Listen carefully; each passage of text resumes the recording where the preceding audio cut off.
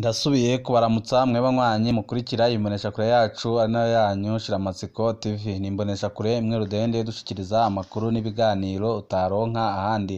Nizere ko we kurikirana imboneshakure imwe rudende dushikiriza inkuru n'ibiganiro utaronka ahandi wamaze gupyonda kuri sabone kugira ngo ko zishijeho inkuru n'ibiganiro bene nk'ibi ujye uwa mbere mu gushikirwa nabyo.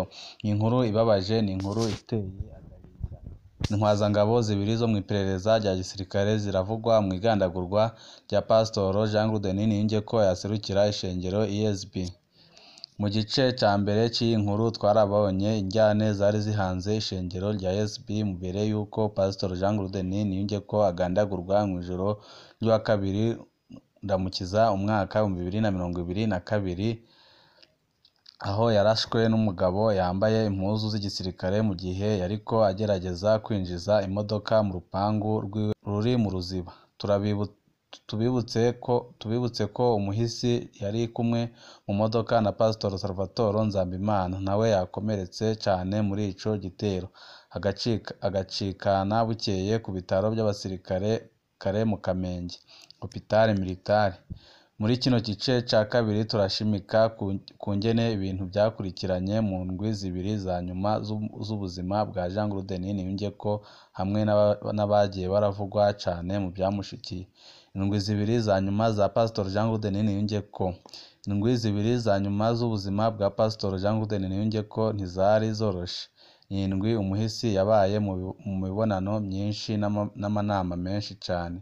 Yari arajwe ishinga no guheza injyane zari muri misiyoni ya Nyanzarake, akizera ko inama nkuru y'abungeri yari kumufasha gutora umuti. Ariko uko iminsi yahera niko urwo rwego rwatera rucanamwo yisanga asigaye ashigikiwe n'abungeri batatu gusa, abungeri ba Nyanzarake, Kidadage na Ruyigi ku munani. Umuntu amwumvirije mu audio yo muri izo ndwi zibiri za nyuma, Pasitoro Jean-Claude Niyonjeko yumvikana arushe cane ariko agaguma akanyabugabo k'umurongozi. Muri izo ndwi zibiri za nyuma z'ubuzima bwiwe, umuhisi yari ahanzwe n'ibintu bitatu ahanini: ikete ry'umunyamabanga mukuru wa ESB, imibonano yaguma asabwa n'intwazangabo zibiri mu gisirikare be n'amakuru amugabisha ko agira yicwe. Ku wa 18 Ntwarante umwaka wa 2022, Pasitoro Jean-Claude Niyonjeko yaramenye ko handitswe ikete ry'umunyamabanga mukuru wa ESB, Pasitoro Venante Nzigirabakena. Iri kete ryakwiragiye mu ndongozi n'abakristo ba ESB mu kanya gato cane, ryaguma rihanahanwa muri za WhatsApp. Ni ikete ryababaje cane umuhisi kuko ryabaye irya mbere ryamufatanije n'ikibazo ca misiyone ya Nyanzarake.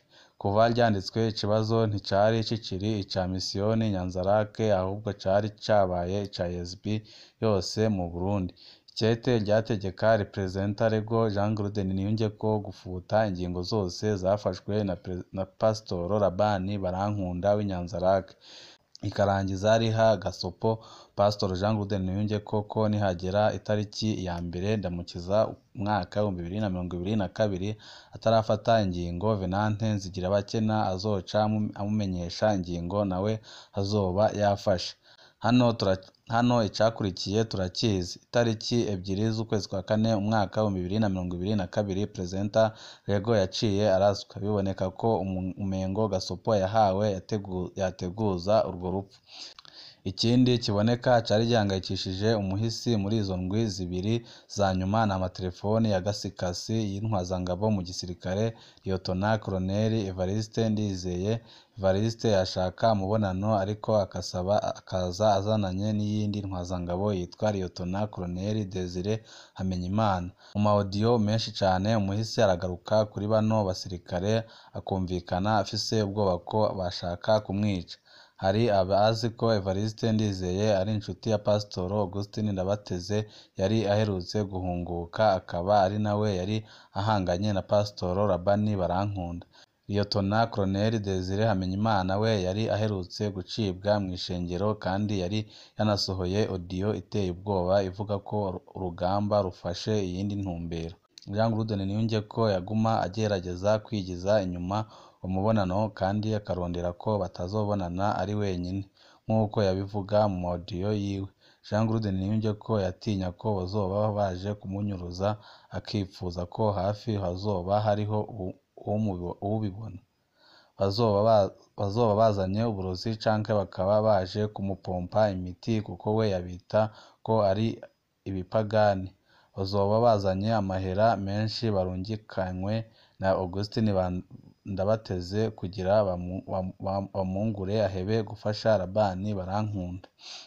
Hagati y'amagenekerezo ya 23 na 25 Ntwarante umwaka wa 2022 Jean Claude Niyonjeko yarabonanye na bano basirikare. Lieutenant Colonel Evariste Ndizeye yaje amuzaniye orograme nshasha kuvuga indinganizo nshasha y'ishengero. Jean Claude Niyonjeko yaranse ibyo bamusabye nk'uko twabishikirijwe n'uwo bayazi. Kumbure yari ahejeje gusinya urupfu rwiwe atabizi. Inyuma y'umubonano nabo basirikare nta cari gisigaye atari kumwica. Iminsi ya nyuma y'umuhisi irimwo audio z'umwiheburo cane, yari asigaye yizeye ko Imana ari yonyine izomutabara. Abashaka kumwica arabavugamwo kenshi. Kuwa 31 Ntwarante umwaka wa 2022 Jean Claude Niyonjeko yahavuye aronka mwibanga amakuru amumenyesha ko yaguzwe byaheze, aranamenya n'amazina y'abariko barategura kumwica aho yari asigaje iminsi 2 gusa. Pastor Jean Claude Niyonjeko yari abizi ko agiye yicwe. Ku mugoroba wa 31 Ntwarante umwaka wa 2022 Jean Claude Niyonjeko yahawe amakuru mwibanga n'umujenerali tudashimye gutanga izina ryiwe. Uyu mujenerali si ubwa mbere yari aburiye ugira yicwe. Njewe nyine ubwanje ndemeza ko yigeze kumburira abicishije ahandi ubuzima bwanje burarokoka umugoroba nari kwicwamwo.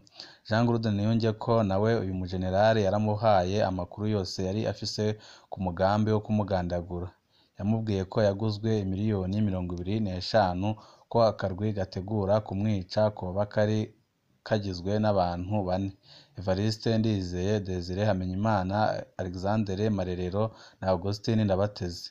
Nanditse nti koba kari kagizwe kubera nanse kubyemeza, ariko amasoko abiri twaganiriye kandi yose yivuganiye na Jean Claude Niyonjeko yemeza ko ari byo umuhisi yagiye yababwiye.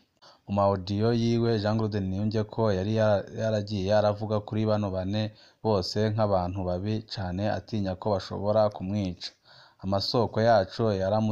Amasoko yacu yaratumenyesheje ko umuhisi yituye gendereza rya gisirikare, aramenyesha ko hari intwazangabo 2 zigira zimwice ariko nta cakozwe cyo kumukingira.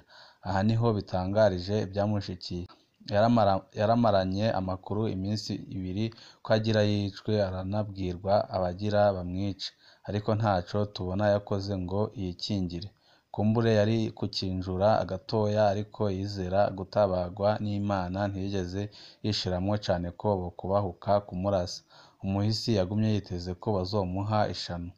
Intwazangabo 2 zivugwa mu igandagurwa rya Jean Claude Niyonjeko: Lieutenant Colonel Evariste Ndizeye na Lieutenant Colonel Desire Hamenyimana. Bose barakomeye mu iperereza rya gisirikare. Mu makambi bagiye baracamwo kenshi barajejwe ibikorwa by'iperereza. Mu kiringo ca gatatu ca Nkurunziza, Evariste Ndizeye yakora mu kambi yacungera umukuru w'igihugu. Ni kenshi yaboneka ku bibanza birimwo Perezida Nkurunziza. Muri Kigarama 2015 Evariste Ndizeye aravugwa mu bagiye kwica abanyamusaga. Muri imwe mu audio adufise Pastor Jean Claude Niyonjeko wenyine aravuga ko Evariste ari mu bakoze ibara ku Musaga, akabivugana ubwoba ko nawe azohava amwica. Twamaze kubona ingene Evariste Ndizeye yagobereye cane Jean Claude Niyonjeko ngo babonane.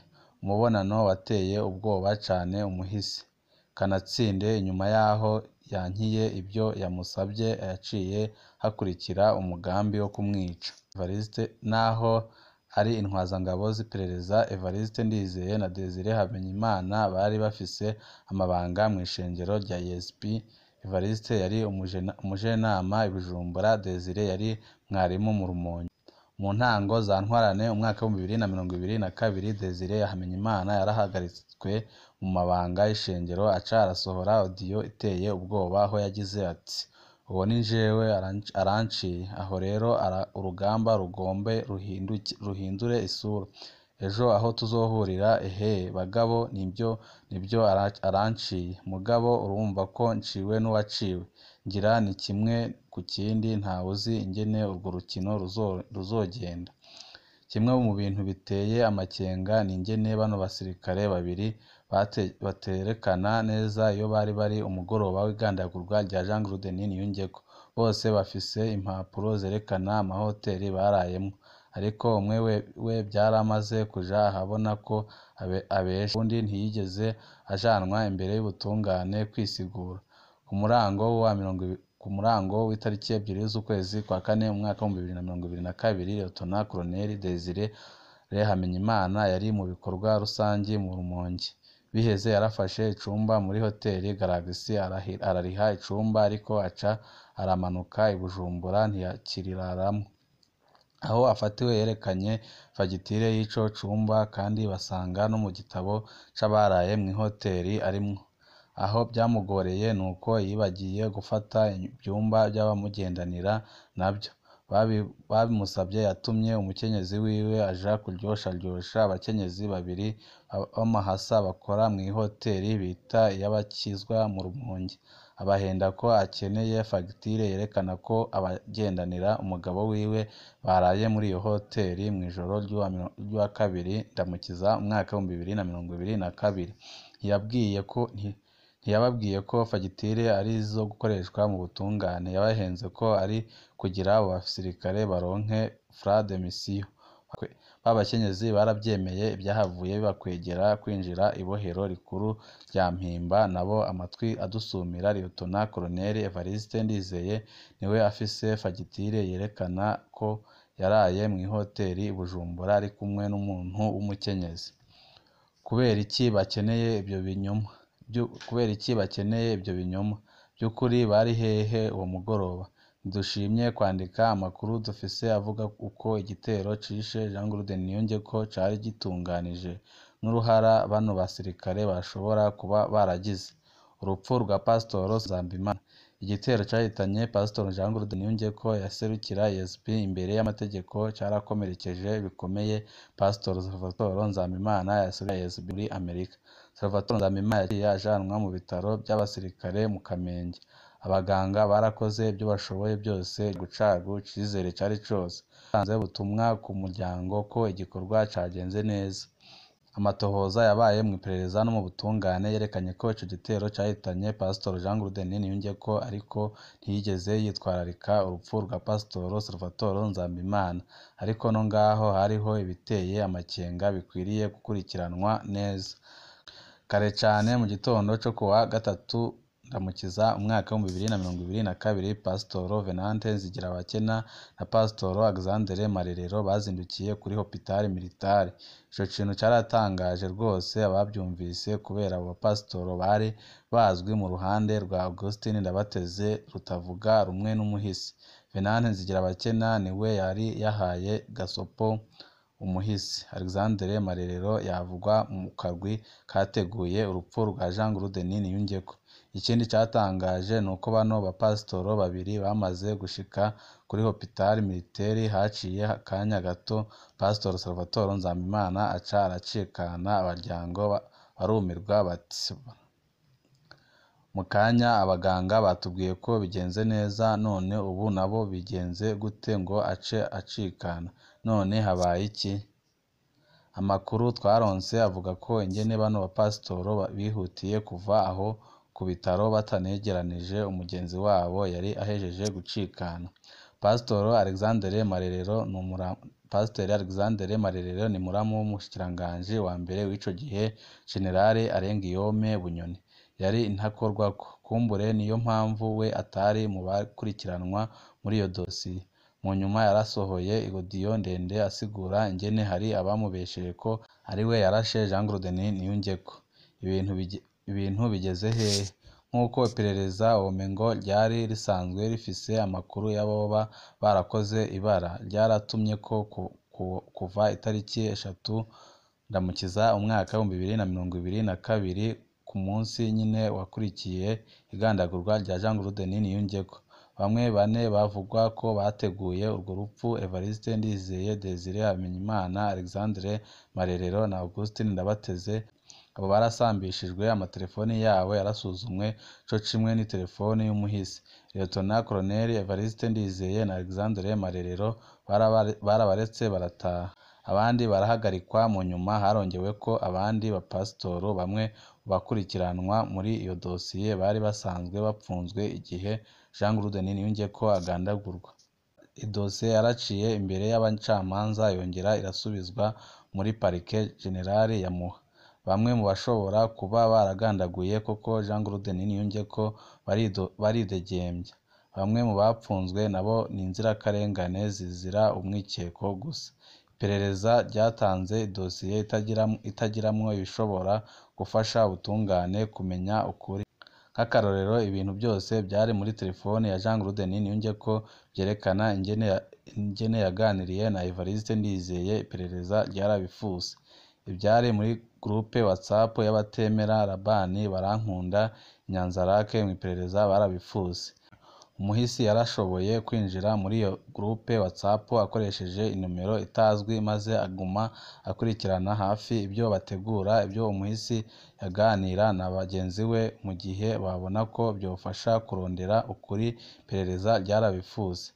Muri dosiye iperereza ryatanze harabuzemwo byinshi mu byo ryakuye mu matelefoni. Amajwi y'umuhisi ntiyatanzwe muri iyo dosiye, kandi ayo majwi harimwo amakuru ahambaye. Ibyakozwe n'iperereza biboneka ko hariho abo rishaka gukingira, na cane cane Lieutenant Colonel Evariste Ndizeye na Alexandre Marerero yari muramu wa Bunyoni. Biraboneka kandi ko amatohoza y'iperereza yakozwe ku buryo abapfunzwe bizogorana kuronka ico bagirizwa gifashe.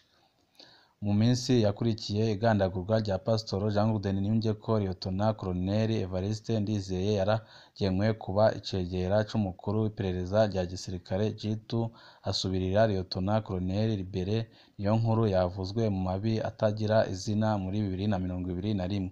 Ni ukuvuga ko ubu Evariste Ndizeye ariwe agaba urwego Jean Claude Niyonjeko yari yatabaje arubwira ko hari intwazangabo zibiri zigira zimwice. Bisigura ko Evariste Ndizeye ariwe asigaye agaba ibyagirije umuhisi yoba yaratanze bimwagiriza.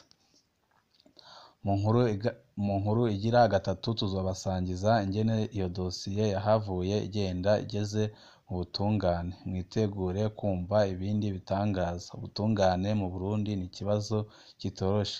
Banywanyi bacu, ni ngaha duciye dusozerera amakuru twari twabateguriye. Ndabibutsa wowe utarapyonda kuri sabone ko wapyondaho kugira ngo uko dushijeho inkuru n'ibiganiro bene nk'ibi ujye uba uwa mbere mu gushikirwa nabyo. Ibihe byiza nibyo ndabipfurije.